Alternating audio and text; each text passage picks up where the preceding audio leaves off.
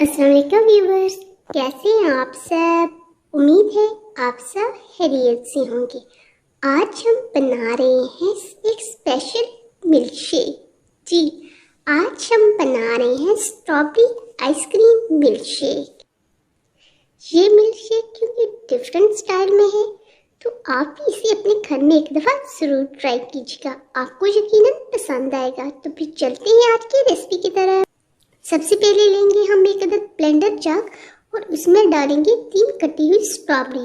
अब हम इसमें डालेंगे 1 चम्मच चीनी, हाफ कप दूध या मैंने फ्रेश मिल्क का इस्तेमाल किया है।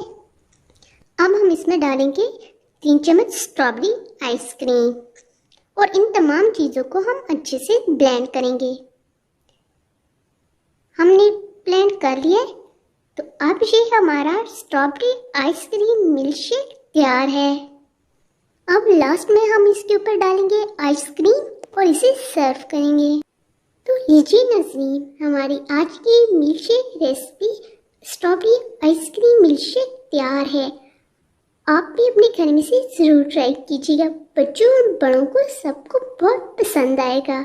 अगर आपको हमारी आज की रेसिपी अच्छी लगी है तो इसे अपने फ्रेंड्स और फैमिली के साथ शेयर करें और हमारे चैनल को सब्सक्राइब करें।